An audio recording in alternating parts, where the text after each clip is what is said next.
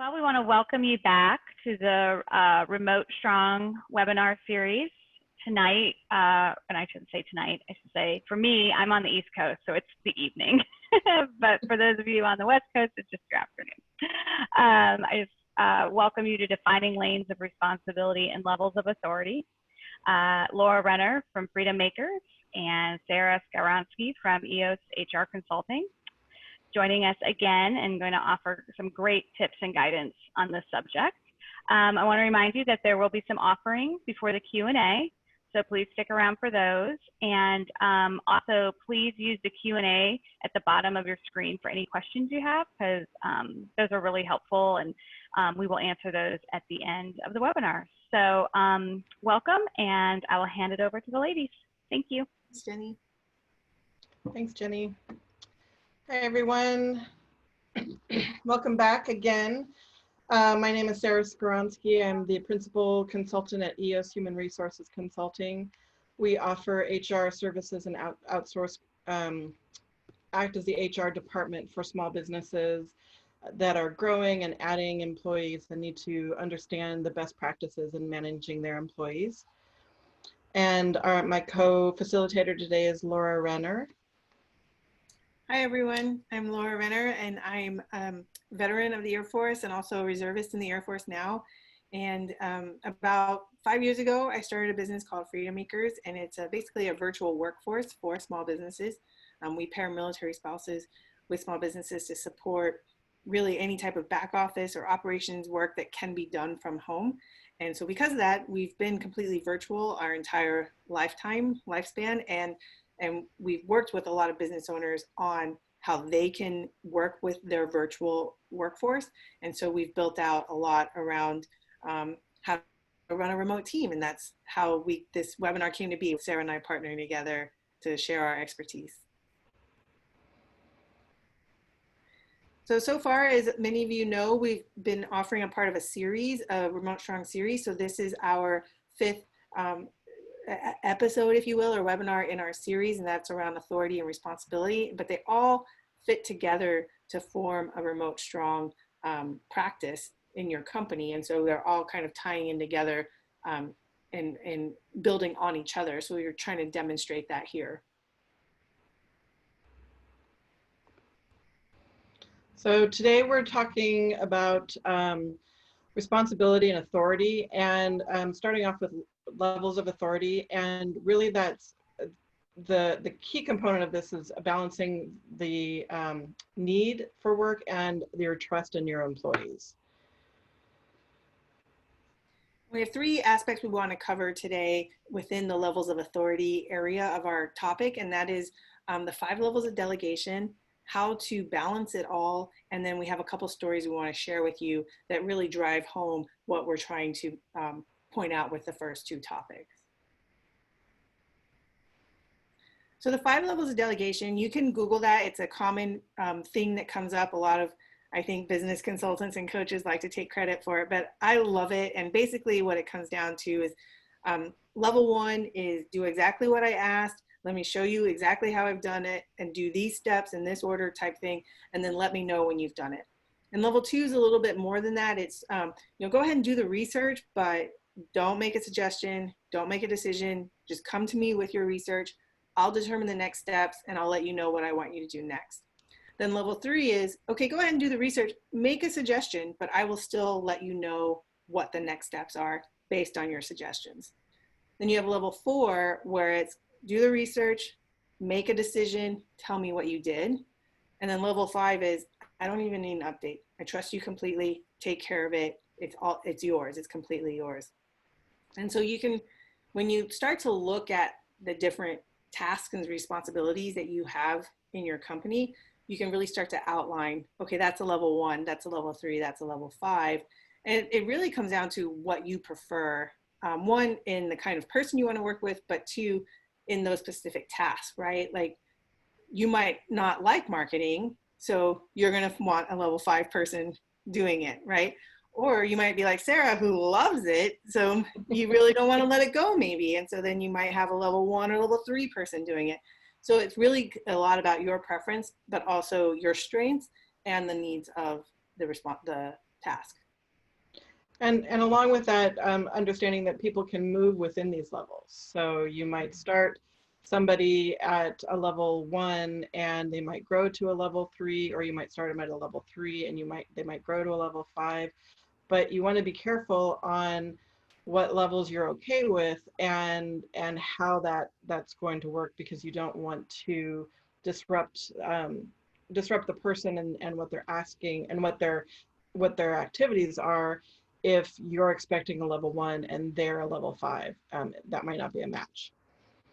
Right. So exactly. And like we were just saying, like if it's, you know, the needs of the role, but also how much you trust that person, like it might be that that role could really be any level and you just happen to really trust that person. So you're going to give them more, a higher level, or you don't trust that person. So you're going to give them a lower level. It's what you trust. And it's also their capability, as Sarah was saying.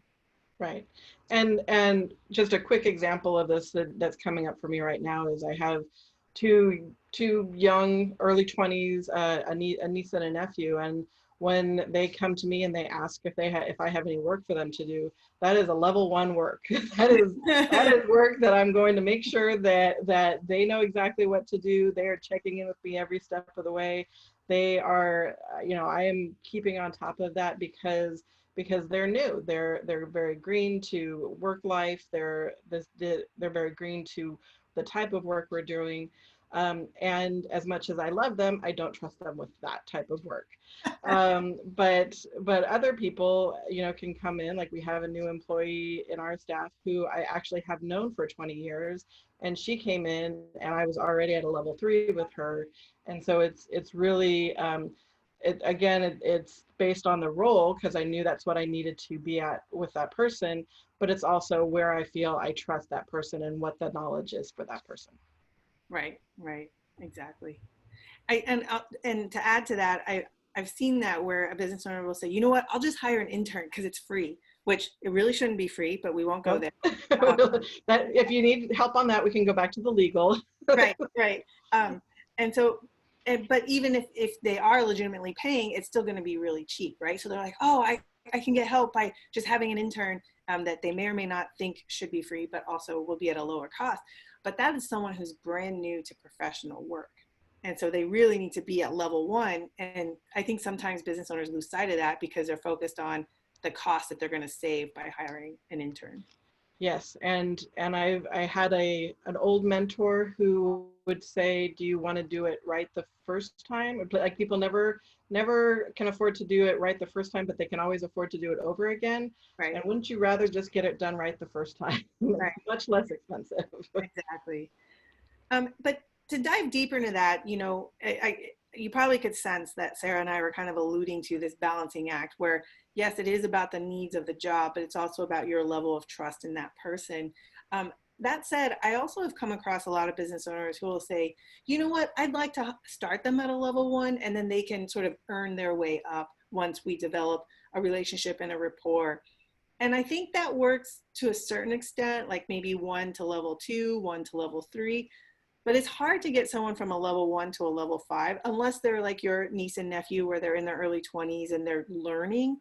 But a level 5 person isn't going to be able to work at a level 1 level most of the time, right? Because if you're like, I want you to do it this way, exactly like this, and the level 5 person's like, why would I do it that way when this way's faster and it's easier and it's more effective?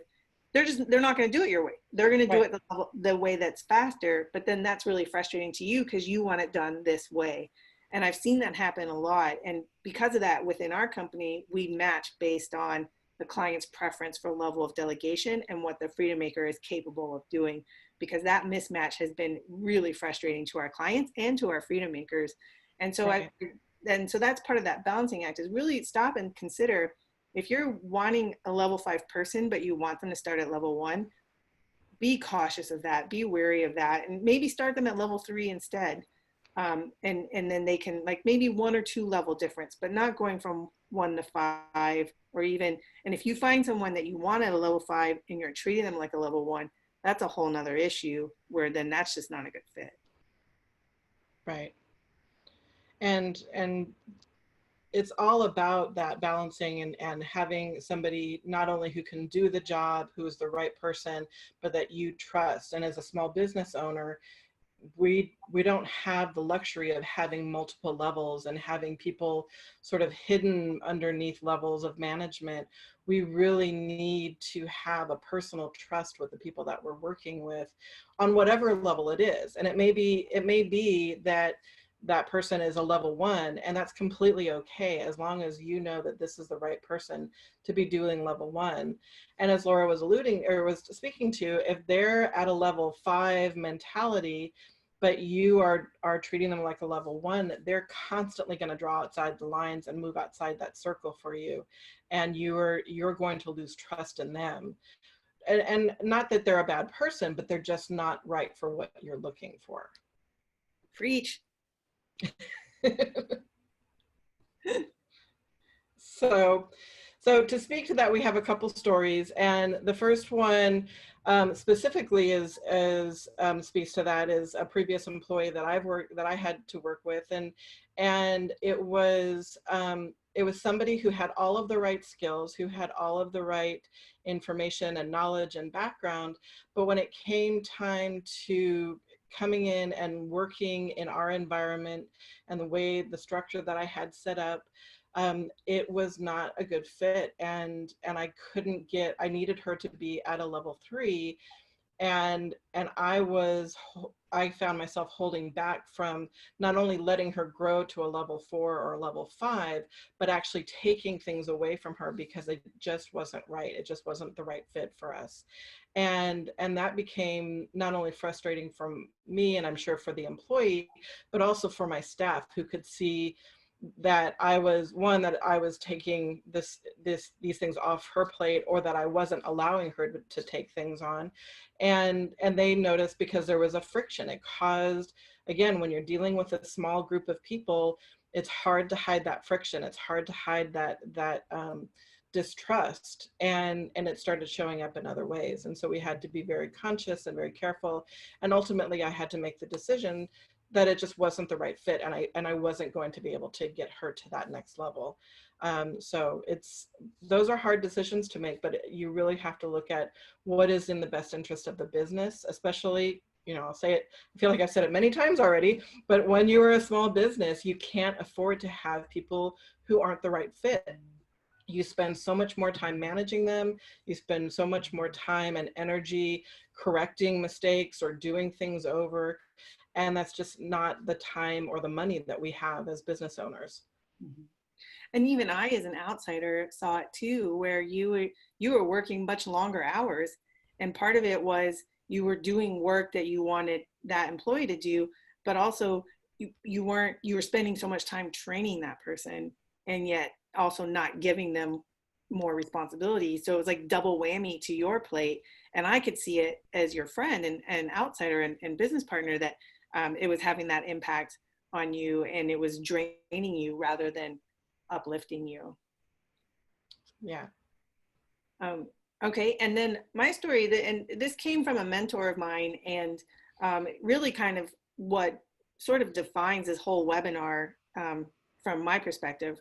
And he's a retired, Army general. And I was really struggling with, if you have two people in the same role, shouldn't you give them the same level of authority?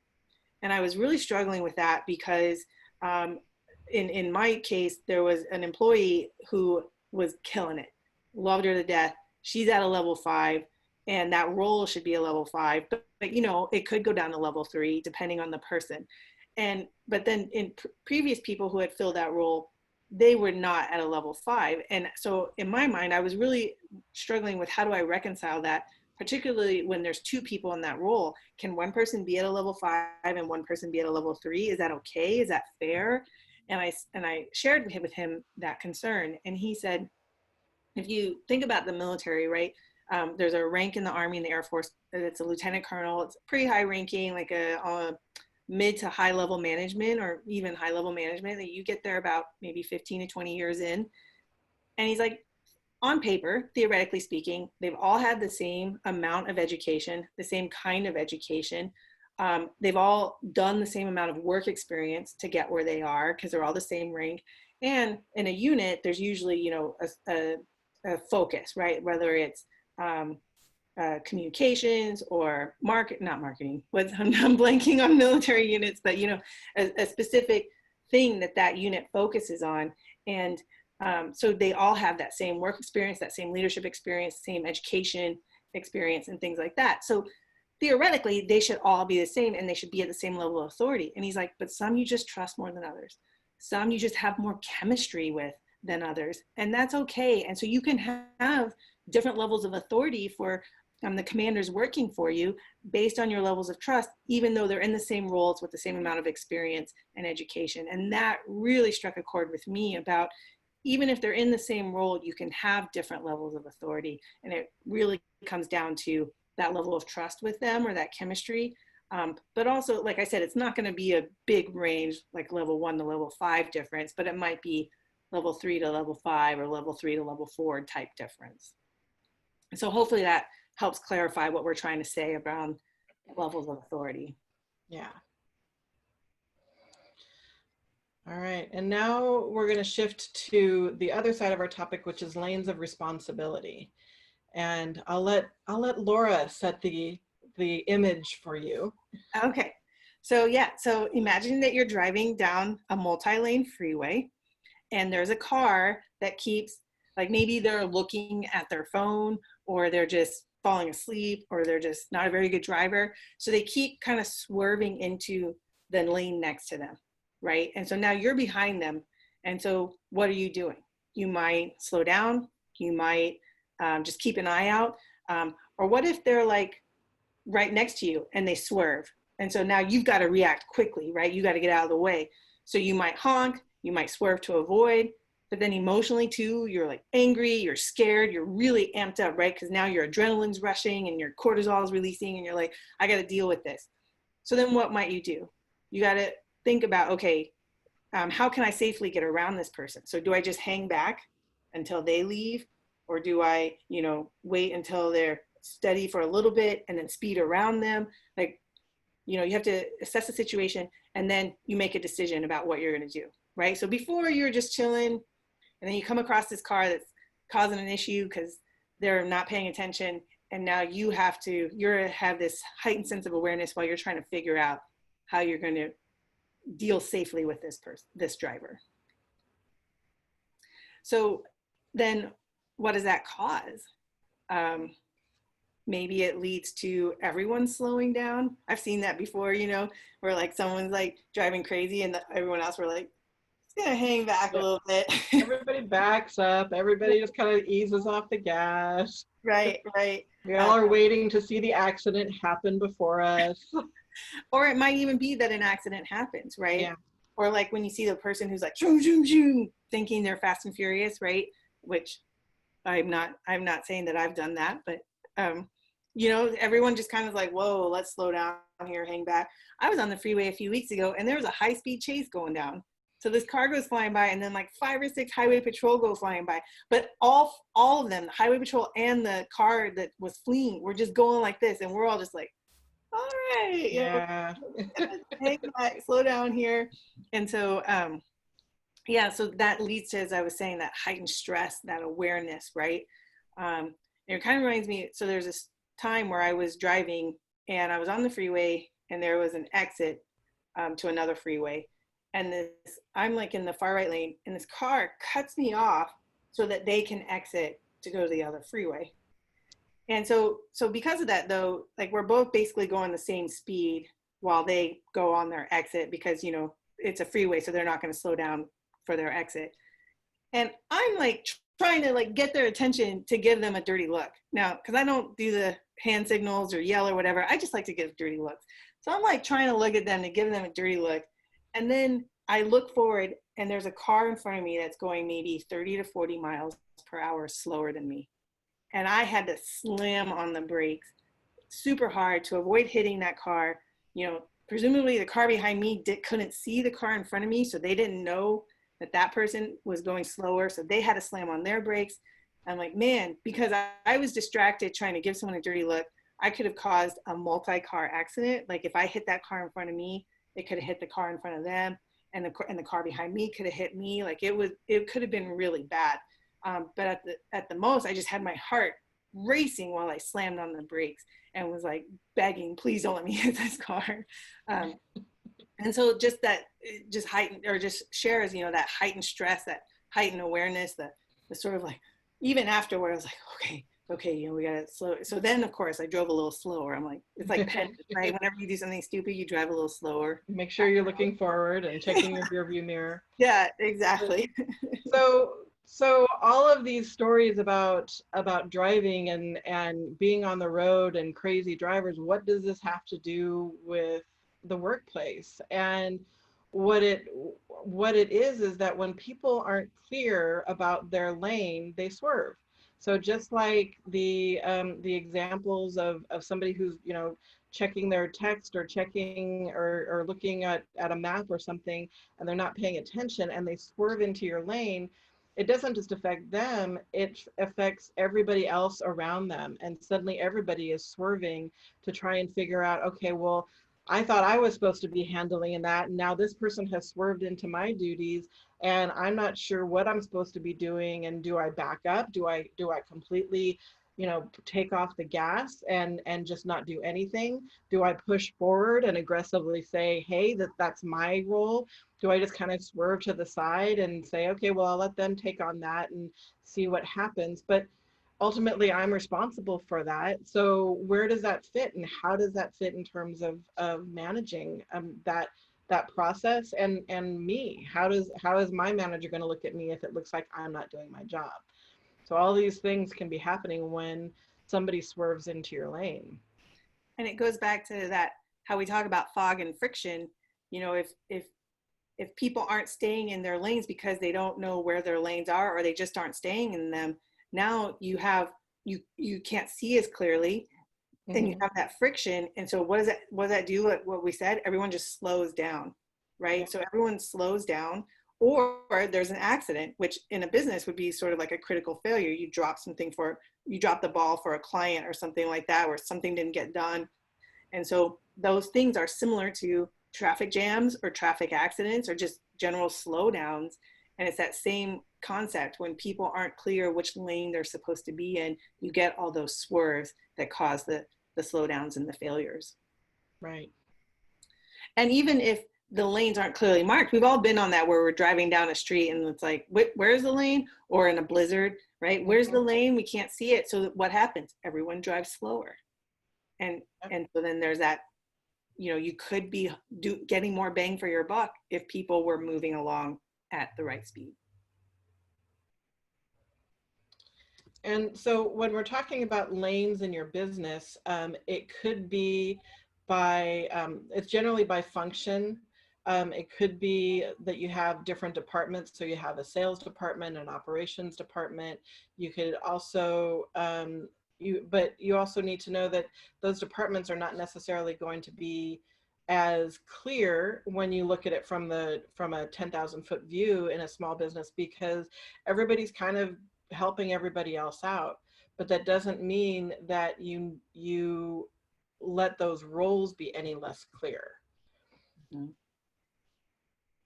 Exactly. So it might be that, you know, Joe is the IT person and the marketing person and the logistics person, and that's totally fine. But as long as that he's clear that these are my 3 things that I do, then it makes things run more smoothly, right? But if Joe thinks he's the IT person and Jane is doing an IT task, it's like, wait a second, who's taking care of it now? Who's ultimately responsible for it?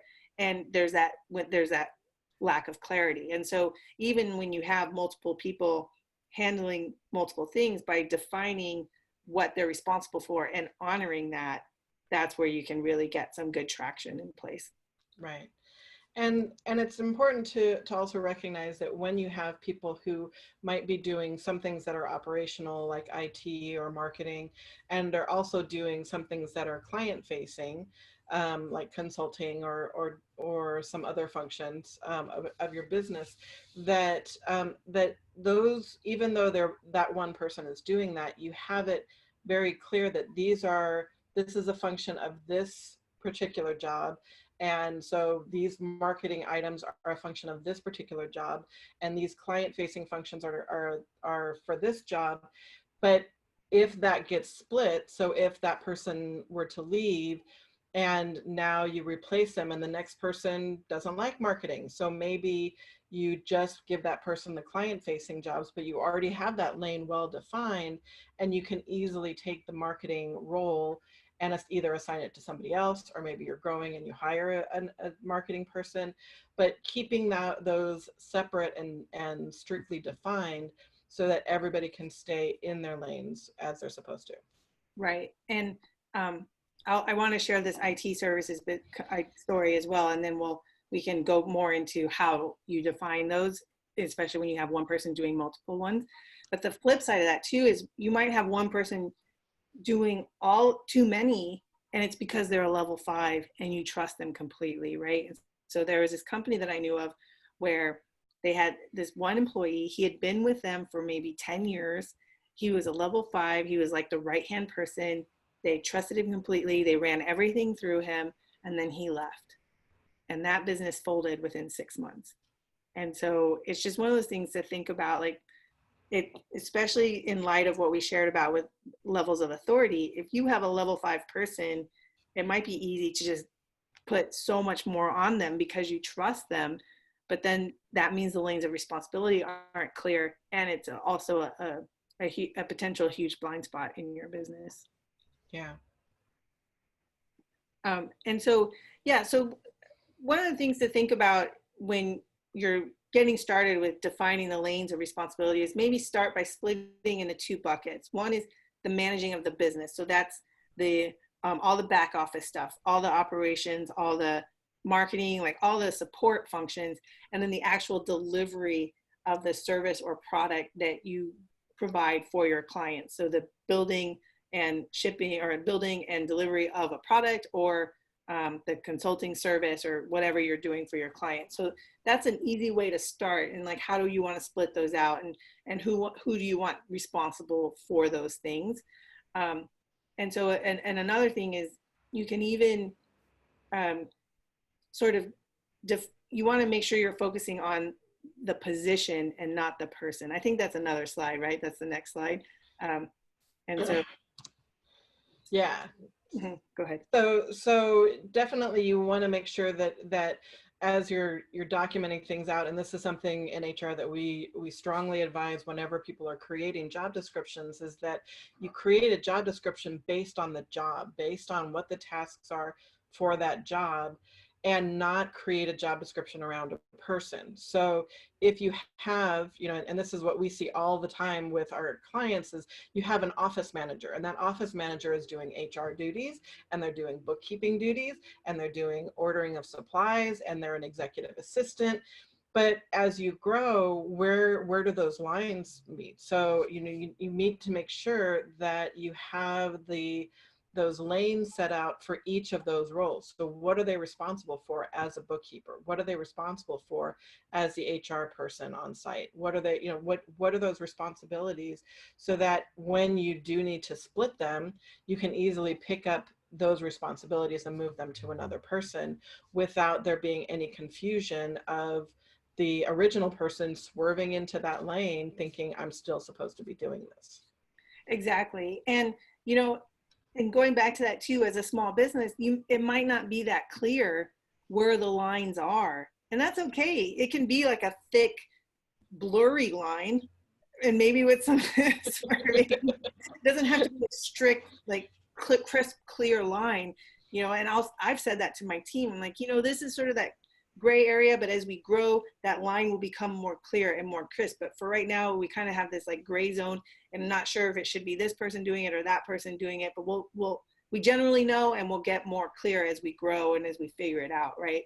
And so that's certainly a part of it too. But going back to, you definitely want to avoid defining it by person, because of, like you said, when you have one person doing multiple roles, and then you think, now that person leaves you and you have to replace someone who can do all those roles. Right. And that's not the case. They can maybe do 4 of the 5, and that 5th one someone else takes on, and that's easier to do because you have it broken out by those lanes. Right. Right. And, you know, going back to your example with the IT company, when you have one job description that entails everything, I mean, first of all, that's a unicorn. That's very hard to, to find. Rockstar or a ninja. Yes, those are very hard to find and very magical, but we don't want to do that. We don't want to depend on that. You That want also to doesn't have the chemistry to have a level 5 relationship with. exactly, right? and that's asking for a lot. That's asking for basically being able to create somebody, but it is something that you want to make sure that if somebody leaves, if they are doing a lot of those roles, that you can plug people into those roles individually, whether it's on a short-term basis or to split them up long-term, so that you don't end up like that company in Laura's example where they end up folding because they're not able to support themselves. Mm-hmm. Right. When he left, it just left such a big gap in the company. Yeah. Yeah. And I know, at least for me, as a small business owner, when someone says, oh, write job descriptions or position descriptions, I'm like, oh, that sounds like a lot of work that I don't have the time or energy for, right? And so I just say that, one, hire Sarah, but two, Well, thank you. it doesn't have to be that all detailed either, right? It can be, hey, you're going to take care of these things and we'll fill it out more as we go along, right? Or you're going to take care of these things and we'll fill it out more as we go along. But at least they're clear on where they are and what they do, right? And so, yeah. I think it's important to remember that nothing, especially in small business, but in most businesses, nothing should be written in stone. We cannot be, I mean, first of all, just technology and the world and things are moving so fast and shifting so fast that you can't say, I'm going to write this down and this is the way it's going to be, and we're never going to change that, because it's just not feasible. The laws change, things happen. You know, we're in the middle of this pandemic right now. There's like, nobody saw that that was going to, you know, basically disrupt the entire country for so long.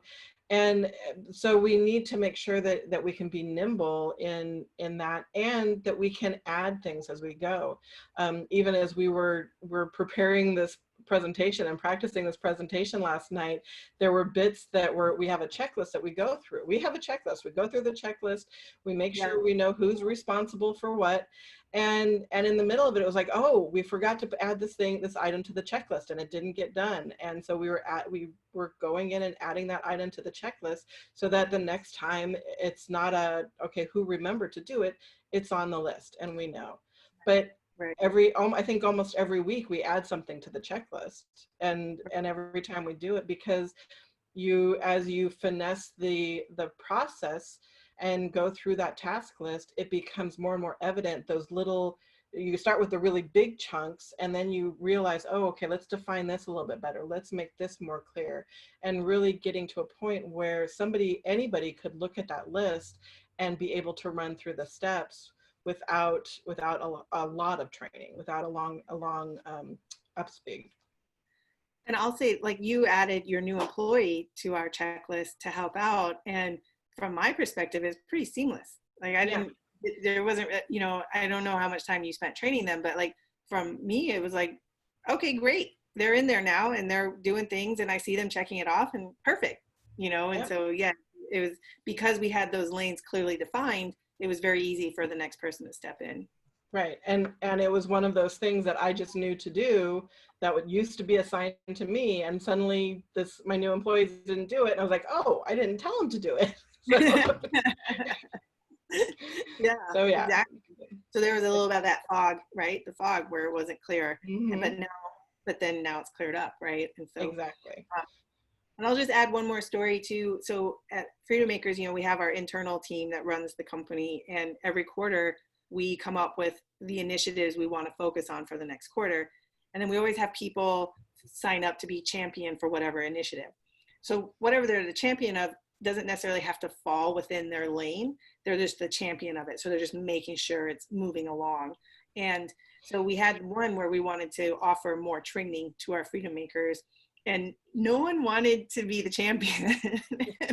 And finally someone signed up just because no one else would, right? But then as we started talking about it, we realized that really by us going through that, it helped us figure out which function should be responsible for training, which we hadn't really thought about before. And so that just kind of talking it through with each individual person, it helped us define which function it should fall under and therefore which person it should fall under. But the whole point of this, what I really want to stress is when I was talking with people about it, even though in our company right now, the person is the function, they're the same person or the same, right? I wasn't saying, oh, well, this should fall under Wilma because blah, blah, blah. I was saying this should fall under success management because that's part of the success of the relationship is a well-trained freedom maker, right? So while I was talking about it, I was saying, should it go under operations? Should it go under success management?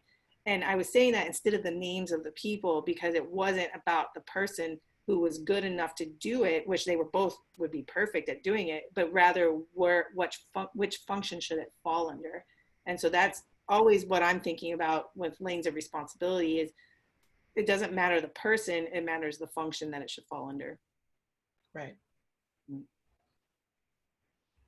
And so we talked a little bit, so we talked a little bit about people having multiple cars in the race. So they like we said, somebody can be doing marketing and can be doing forward client facing work.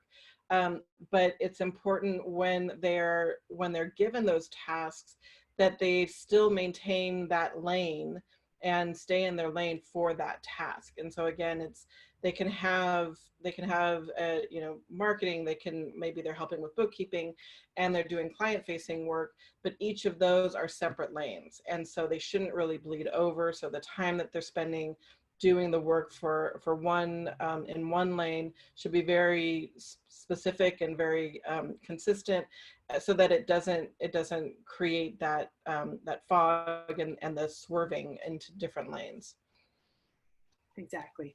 And then it makes it easier when you do need to split them out, like that office manager example, when you want to take one of those functions away from them because they're too busy and they've grown so much that you need to make that a separate role. It's a lot easier to do because you're basically just taking that car from them and giving it to someone else. Right. I'm really into the car analogy. Well, I know how much you love your cars and you want to be a race car. So and it made me think too of another example. Like, have you ever, when you have like two cars driving and they both want to merge into the same lane, right? Mm-hmm. So they both come in like this and then they both like fly out, fly out. Yep.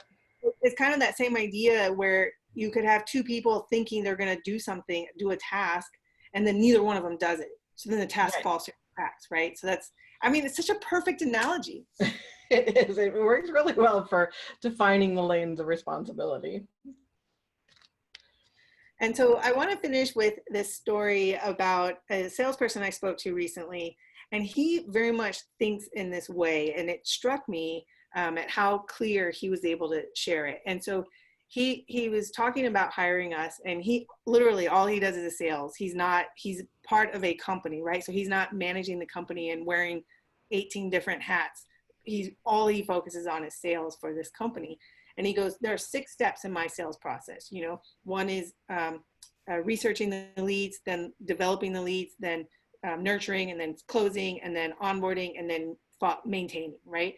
And so he just threw that out there. Now those are 6 huge steps in my mind, but that's how he's like, there's 6 steps in his sales process. He's like, I've already hired out for step 1. Only I can do steps 2, 3, and 4. And that's what I'm good at. And that's what I love doing. And he goes, and I can hire you for steps 5 and 6. And he goes, that gives me the freedom to do what I do best, which is steps 2, 3, and 4. And I just thought, man, it was so clear how he said that. And you could tell that's how he thought. That's how he approaches his work. And it just made that so clear. So even, even within one function, you can have multiple steps and break it out and have those lanes of responsibility set like that so that you can, break it up across different people, what parts that they are responsible for. And that's the thing, you just got to be clear. Okay, step 1 is market research. So you go take care of that. Steps 2, 3, and 4, you're taking care of that. Steps 5, onboarding a new client, you're taking care of that. And step 6, maintaining clients, you're taking care of that, right? So that it was so clear and so crisp how he did it, even though all those steps were very broad. Right. And having that kind of definition, it kind of going back to what you were saying about people who are bumping up against each other and then the items falling through, that gives that definition so that they know what speed they're going at, they know where they need to be, and those tasks are not falling through the cracks or not falling in between those lanes. People know exactly what they're responsible for. Right. And even in his example too, like, of course, we wouldn't be able to completely take over steps 5 and 6, right? Because his boss, they're his responsibility according to his boss, right? So it might be that we're just help pushing it along. We're just nudging it along because that's the part that drains his time for him to be doing steps 2, 3, and 4, right? And so you can still have a little crossover. You just got to be clear on where the handoff is, where the baton is. Right. Different analogy, still different, still lanes. Still lanes. Running, cars, all in lanes. So. All right. So basically what it comes down to is lanes of responsibility are determined by function and levels of authority are determined by trust. and you need both. You need to define both of those, and in order for things to move forward. I think the car example is a great example for all of this, because you want that freeway that's moving smoothly. You want it to be going at a good speed. Everybody's moving together. Everybody's getting along. There's no road rage. There's nothing like that. You trust the people around you. You know that they're not going to swerve into you, and ultimately you all get where you need to go safely and effectively and build the business. So as Jenny mentioned, and as we wrap up, we do have a couple offers for you. These are the offers that we've offered the last couple weeks.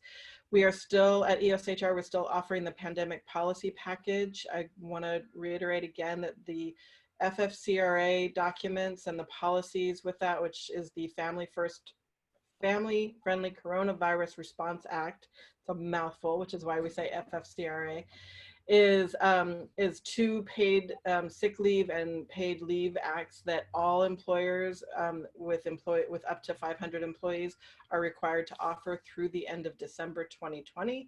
And so if you need help in getting those policies set up, making sure you have the right documentation, making sure you understand what those policies are, you can purchase that from us at the discounted price of $99, and that's you can go to go.eoshr.com/COVID to sign up for that and purchase that. In ours, we're offering a battle rhythm audit, and in this case, specifically around helping you figure out your lanes of responsibility and levels of authority. That's where you could use something like a battle rhythm audit. What we would do is just spend an hour with you looking at how you currently do things and discuss with your team where their roadblocks are. And then we'll provide a report with how to really streamline that, reduce the fog and friction so that you can have a stronger battle rhythm audit. We're offering this free of charge, and you can schedule your audit by clicking on that bit.ly link or pointing your camera on your phone at the QR code. I just thought someone who, I don't know if anyone still has cameras these days, but I was like, oh, I guess I should specify on make sure you're using your phone. All right, and then our next Remote Strong episode will be on empowering your team with the decision matrix. That will be on June 11th at 2:30 Pacific time.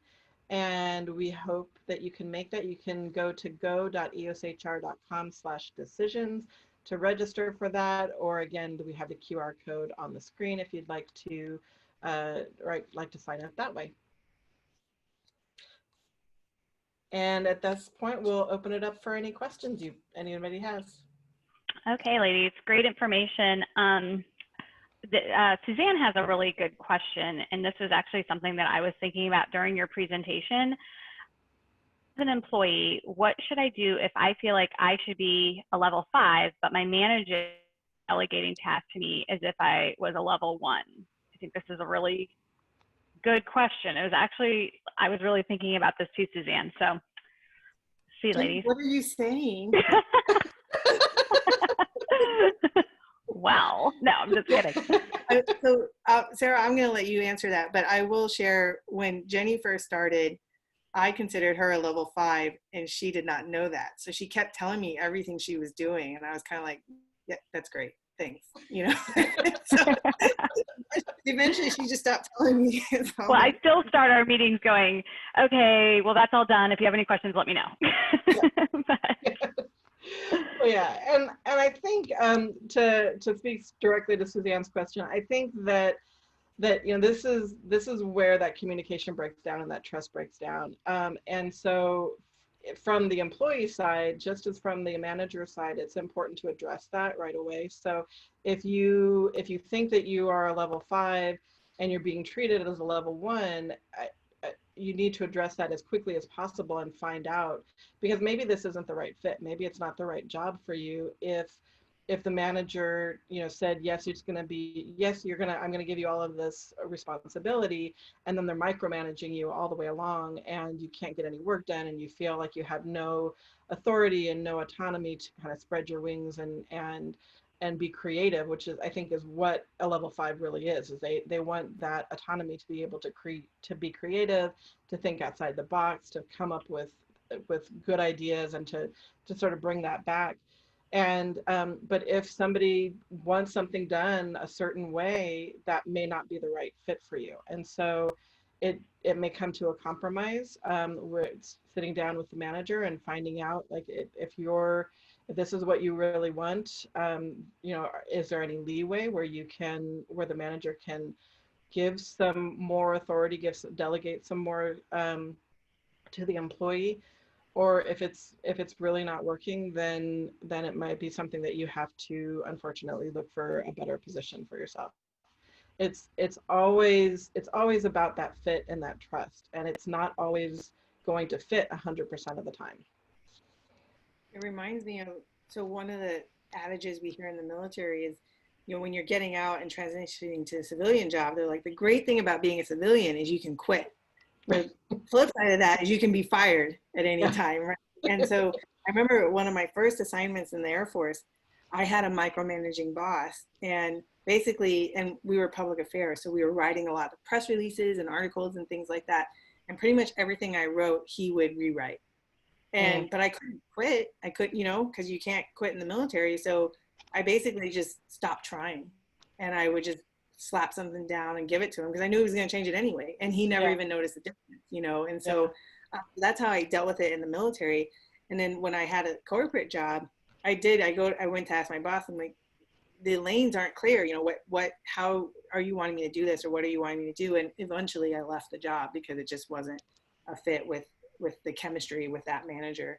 The manager prior to that, though, recognized that I was more of a stronger in one part of the HR than another part. So she specifically kept me away from that part of the function of the department, and so that I could be in my strengths. So she recognized where everyone's strengths were, and she put them in those roles so that they could shine.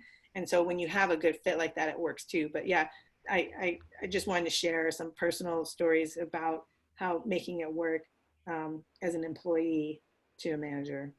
Yeah, and unfortunately, I think you know, your point of a manager who doesn't want you to be in a level that you're not, that it doesn't want you to be above that level 1 or level 2, is probably not going to change. Like, there's probably either they have their own fear, you know, especially if you have like a larger company where there's management levels. Now you get into people having fear about their own jobs and their own insecurities. And if you are coming in and you have a lot of ideas and you have a lot of energy and you want to like move things forward, they may have their fears around that, around you surpassing them, of making them look bad. And so it's, you know, it unfortunately it's kind of a like trying to figure out why your boss is doing that. and finding out, is there a reason? Because there could be. There are times when with my team I said, okay, no, we're going to do it this way, and this is why. And hopefully that helps them to understand that I'm not just, kind of randomly saying, pigeonholing them. I've gotten my knees skinned trying to, work through a problem before, and I'm trying to save them that time. But a good manager should be open to what people have to say. Yeah. And if they're not, then they probably have their own insecurities. Right. And chemistry goes both ways. Yeah, it does. When for recommendations of hiring and trying to determine someone, because they might not be familiar with the 5 levels of delegation, you might not want to have that in the hiring process so overtly, but when you're going to look for someone, a fit for your company, how do you determine, what kind of questions do you ask to determine their level, or do you just ask them outright? I do. I ask them, do you like to stay within the lines, or do you take it and run with it? And yeah. I share why I'm asking them that. And then also internally, at least I think I tend to be pretty open. I'm like, this is how I work. I like to work with people like this. And I'll explain to them the 5 levels. And I'm like, this role at this point is a level 2 because I've built it out and I want it done exactly this way. And then making, sort of gauging their reaction and how comfortable they are with it. And I've been surprised at how open people are. They're like, no, I like to stay within the lines because I like to do exactly what's being asked of me. Like I've been pleasantly surprised at how people will say that. And that's part of it too. They may not be aware.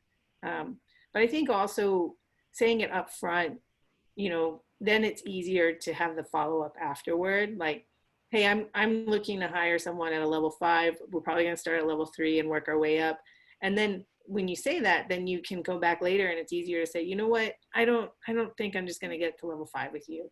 And you're a good person. It has nothing to do with you. It's just, the chemistry's not there. And so I need to walk away from this. You know what I mean? It's just kind of easier to have those sort of follow-up conversations when you plant the seed in the beginning. Yeah. And it's important also to know that, some people interview really well, and they know how to answer the questions, and they look good on paper. And sometimes it's not until you actually get in there and you're working with them that you realize that there's that friction between you and the other person because of their personality or because of the trust level or whatever that is. And sometimes it's hard to kind of pinpoint. It's hard to say. I've early on in my HR career, I had somebody call me after we turned them down for a job and say, well, what did I do wrong? And I was like, you didn't do anything wrong. It just wasn't, I could tell it wasn't the right fit. And sometimes that's such a gut feeling that it's hard to put into words. But I also recommend to all of my clients that you trust your gut, that you really kind of stop and think about, what did the person say, and is that, do you feel good that you could work with this person? That's good. That's good information. Wade has a question here. What communications methods and minimum frequency do you recommend to establish and reinforce lanes of responsibility? Are these individual or group discussions, or both? Ooh. Oh, yeah, that's kind of It always comes up with a good question. That's like a 2-parter with a lot of multi-syllabic words. Go, ladies. So at least for us, and like I always say, tech amplifies, right? But for us, we make sure it makes sense, and then we build it in something like Asana so that it's always clear who's responsible for it. Like every task always has someone assigned to it. But we discuss it ahead of time so that it's not we make sure it makes sense, right? Because we don't want it garbage in, garbage out, right? So we make sure it makes sense, and then we assign it in Asana. So that way it's always clear who's responsible for it. And to Sarah's point earlier, sometimes it changes, right? And so, for example, we were doing something the other day about the mentor program, and I'm like, does it really make sense that I continue to choose the mentors? Because shouldn't it be success management that chooses, because they're familiar with the performance of the freedom makers, right?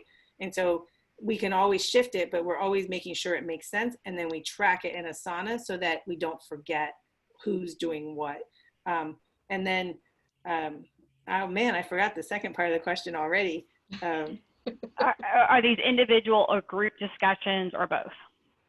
I tend to do group. I think it depends on what it is, but I would say both.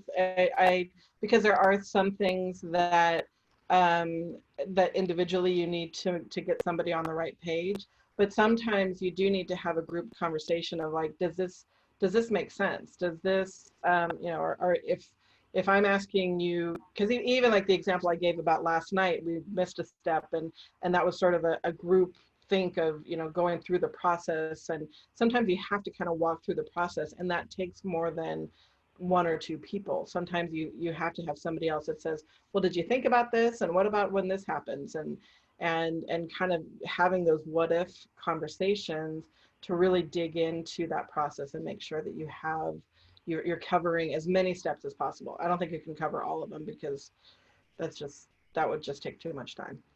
Right. To add to that, I always like to default to transparency, because let's say I decide that, like Jenny, a task would fall best under you, but let's say Erin really wanted that task and I don't talk to her about it, I just give it to you. Now she's left wondering, why wasn't I given that task?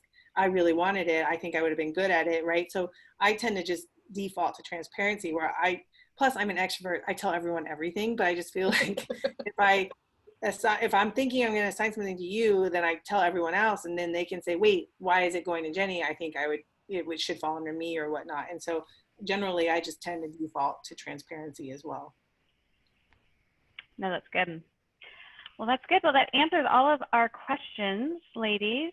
I want to thank everybody for attending today, and we hope to see you in another 2 weeks. And stay healthy and stay well.